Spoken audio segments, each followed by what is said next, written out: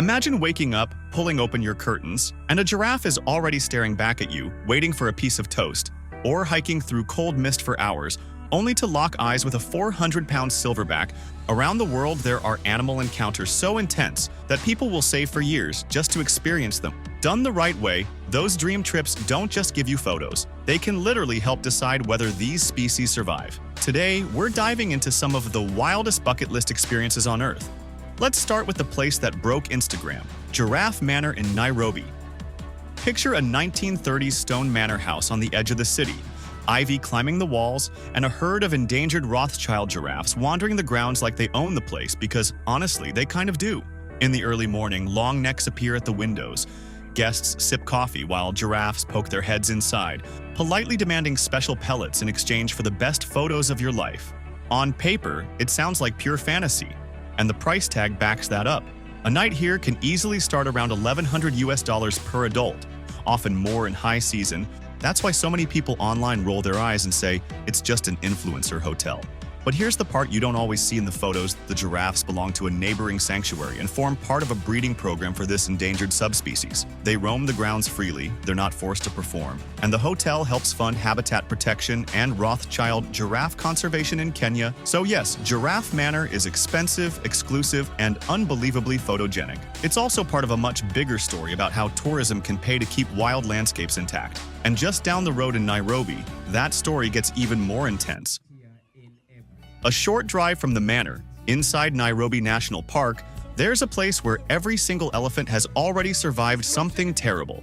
The Sheldrick Wildlife Trust Nursery is the first stop for orphaned elephants and rhinos rescued from poaching, human-wildlife conflict, drought, or falling into wells.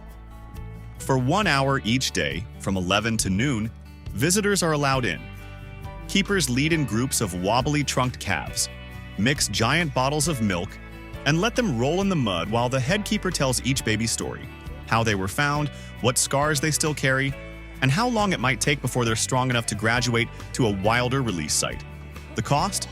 Around $20 per person for that public session, not counting any national park fees or transport online. There's plenty of debate about elephant orphanages. We've all seen shady places that sell endless cuddles and selfies while barely helping the animals. Sheldrick tries to flip that script. Contact is limited. There are no rides, no tricks, no chains. Calves are slowly weaned off human dependence, and after years of soft release in remote rehabilitation centers, many are fully rewilded into protected parks. Your 1-hour visit is a tiny glimpse into a decades-long process. And if watching a baby elephant race for its bottle doesn't melt you, hearing that it might one day raise wild calves of its own probably will. If that's what a rescue nursery can do, what happens when you step into the habitat of animals that have never needed rescuing yet? Gorilla trekking is one of those trips that people describe as life-changing, with zero irony. You wake before dawn in Rwanda's Volcanoes National Park or Uganda's Bwindi Impenetrable Forest, drive to the trailhead, and start climbing.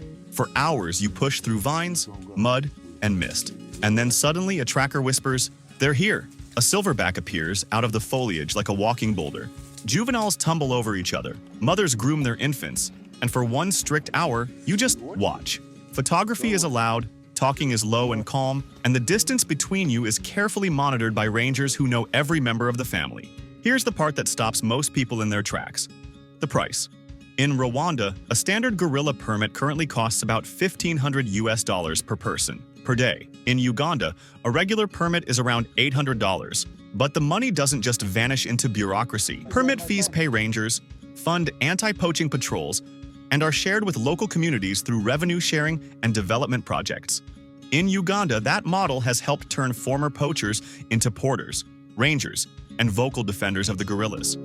The global mountain gorilla population has climbed past 1,000 individuals and moved from critically endangered to endangered, with ecotourism cited as a key reason. Our next stop offers a way to change an elephant's life. For years, Thailand marketed elephant rides and circus-style shows as must-do experiences. Behind the scenes, many animals were broken, chained, and overworked. That's where Elephant Nature Park near Chiang Mai stepped in to offer something radically different. A sanctuary where ex-logging and ex-tourism elephants can spend the rest of their lives just Being elephants. As a visitor, your day looks nothing like the old brochures. You arrive in a valley ringed by hills, watch elephants wander in small herds, see them splash in the river, or disappear into bamboo forests.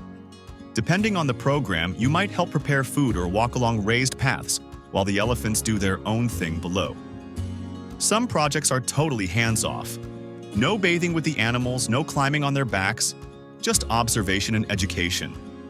Costs are much more approachable than a high-end safari.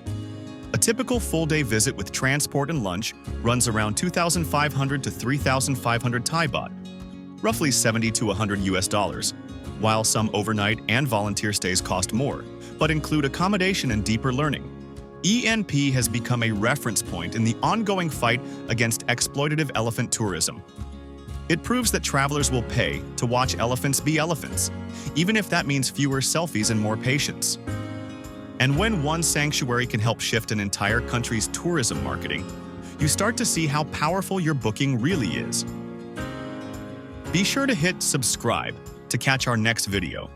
We'll leave the forest for a while and head into open ocean, where the next ethical encounter is bigger than any elephant and has more spots than a leopard.